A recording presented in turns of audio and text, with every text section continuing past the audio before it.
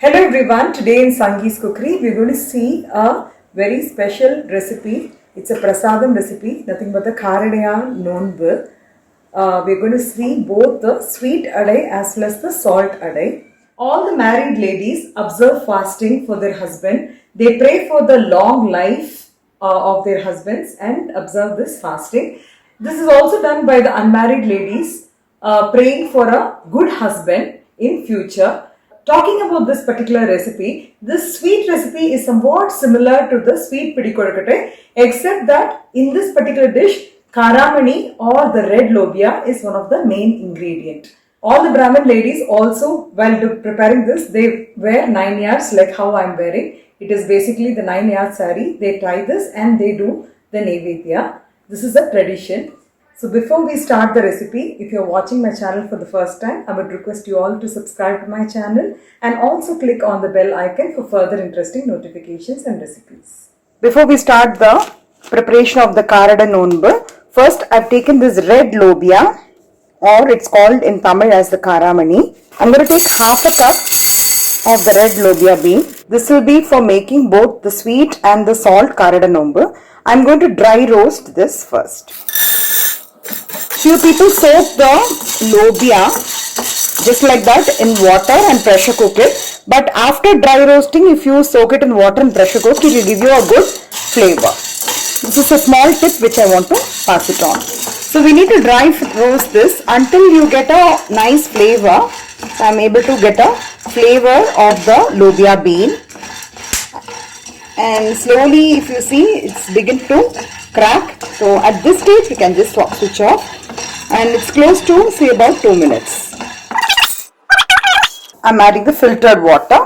Just allow it to soak for about half an hour, and I'm going to pressure cook this for about 2 whistles until it becomes soft. The ingredients required for preparing the sweet Karada Nonbu are: for 1 cup of the rice flour, it is 1.5 cup of jaggery, 2 to 3 tablespoons of coconut which is cut into small pieces, and I have pressure cooked the red lobia. So it has to be in this consistency where if you press it has to get smashed. But if you see, it is like in whole shape. So this I'll be adding half of this in sweet and half in the salt Karada Nonbu. 2 pinches of cardamom powder, 1 spoon of ghee. First I'm just going to dry roast the rice flour. While I'm frying the rice flour, I'm also adding the jaggery in another pan. And I'm going to add about 2.5 cups of water to this jaggery. Let the jaggery melt and then we will filter the jaggery syrup so that to discard the dust. It's been about 2 to 3 minutes. I've been frying the rice flour. Even after I've switched off the gas, I'm still mixing it so that the heat of the pan also the rice flour will get burnt. So you should take care. So this is a small tip which I want to pass it on to the beginners. Now you can see that the jaggery is melted. So I'm going to strain it. So I'm just adding the strained jaggery syrup. So this is another tip which I want to show. Actually I'm able to see the color of the rice flour. It just turned into a slight yellowish brown color. If you take a small portion and if you're able to, you'll be able to draw lines like this. So in the jaggery syrup, I'm also adding the finely chopped coconut and also half portion of the cooked red lobia beans. 1 spoon of ghee. Ghee gives you a very good flavor for this dish. Also adding the cardamom powder. Now it's begin to boil. We can keep the gas or the flame in sim and we can add the rice flour slowly. And mix it up nicely so that there is no lumps. So you can see now it's nicely absorbed. Now you can see it's come to a nice dough-like consistency. At this stage you can switch it off. By the time you start preparing the adai, it will still become a little more hard, and the consistency is such that the water is completely absorbed, and if you touch the flour, it will not stick to your hands. If you see, just going to spread it on a plate, and I'm going to allow this to cool before we start preparing the adai.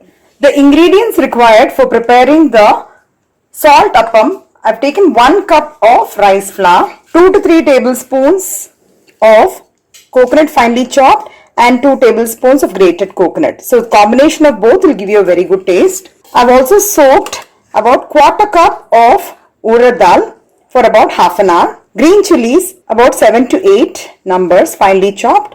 2 to 3 tablespoons of coriander leaves. 1 tablespoon of curry leaves. 1 tablespoon of ginger finely chopped. And the remaining red lobia which is cooked. Salt as per taste. Ghee 1 teaspoon. Coconut oil, asafoetida or the hing 1/4 teaspoon. 1 teaspoon of mustard seeds. 1 tablespoon of chana dal, 1 tablespoon of urad dal. So first I'm going to fry the rice flour as we did for the sweet adai. But we don't have to fry it for a very long time until the color of the rice flour changes. It just has to be hot. So which means after frying for a few minutes, if you touch the rice flour, it will be hot. While I'm frying the rice flour, I'm just going to coarsely grind the soaked urad dal. Some green chilies which is finely chopped and also some amount of ginger, coriander leaves and the curry leaves, and I'm going to grind it. So I've just fried it for about a minute, and if I touch it, it's just hot. So I'm just going to switch off the gas. So the same pan where we fried the rice flour, I'm just adding about 2 teaspoons of coconut oil. Coconut oil gives you a very good flavor. Now the oil has got heated up. Just adding the mustard seeds, urad dal and the chana dal. While the mustard seeds slowly begin to splutter, I'm just adding 1 red chili, just cut into small pieces. You can add this is optional. I'm also going to add the green chilies and the curry leaves and the finely chopped ginger. And I'm also going to add the hing or the asafoetida, about 1/4 teaspoon. I'm only adding the finely chopped coconut right now. I'm adding the cut coconut pieces so that it will have a fried flavor. It will add to the taste of the adai. Just fry for a few minutes. Now I'm going to add 3 cups of water. Basically I'm adding 3 cups for making the salt adai, and for the jaggery or the sweet one I added only 2.5 cups. Salt, cooked red lobia. Why we are adding the red lobia beans is basically because you must be knowing the story of Savitri, who fights with the Yama and gets back her dead husband by asking a few boons, and after she gets back her husband, she prepares this particular dish. So at that time Savitri used the red lobia beans for preparing this particular Naivedya or the Prasada. I am also adding the coarse paste of the soaked urad dal, curry leaves, ginger and green chili. Also adding the grated coconut, coriander leaves. Give it a nice stir. A teaspoon of ghee. This will add a little more flavor to the dish. So now you can see that the water has begun to boil. I'm going to keep the flame in simmer and I'm going to add the rice flour. Slowly mix it up. Make sure that the lumps are not there. Keeping the flame in low, I've mixed up the rice flour and let it cook nicely. While this is getting cooked, I'll show you how to spread the sweet adai, because now it's already cooled. So what I've done is I've taken a plate like this. I've actually heated the banana leaf on the flame so that even when you fold it, it will not tear. So that's another tip which I want to pass it on. I've taken a small portion of the sweet adai dough. So nicely you can spread it. You can spread it thin also, and you can make a small hole in the middle.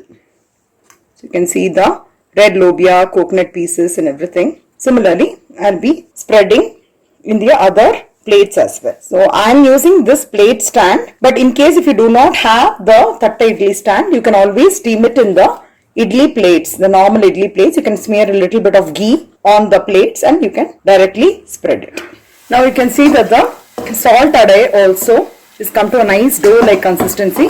At this stage, I'm going to switch off the gas. Now similarly, I'm going to take a small portion of the salt adai and also going to spread it in the plate. It's a good practice to smear some ghee or oil on the banana leaf Can spread it as thin as possible. The right consistency is once you are spreading, it should not stick to your hands. So I'm going to arrange this in the stand.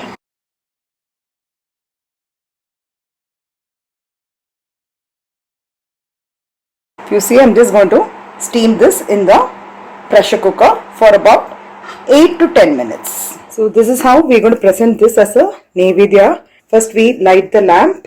We place it in the banana leaf. 2 sweet adai, 2 kara adai, banana and some fruits, some flowers. This is the main thing which we call it as a charadu. We tie it after we do the Naivedya. I have placed the banana leaf on the rangoli. And we pray for the long life of our husband. So we place the sweet adai and the kara adai along with the butter. We place it to the Bhagavan as an offering, and then we tie the charadu or the yellow thread, keep the flowers and have the prasadam. So this is how the Tatta Idli stand looks like. So it is available in all the vessel shop, you can try. Otherwise, as I told you, you can steam it in the idli plates. And it's very easy to take it as well. You just have to invert it like this and easily it comes out. This is what I want to just show it to you. So you would have seen the procedure how I did the puja.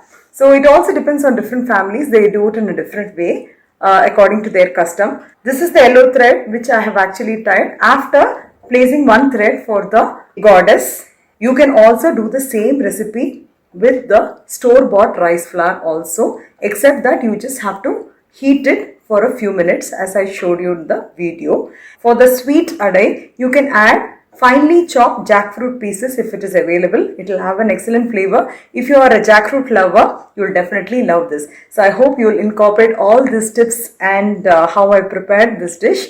And please pass on your valuable feedback, and if you like it, please share it with your friends and relatives. Have a very sweet day.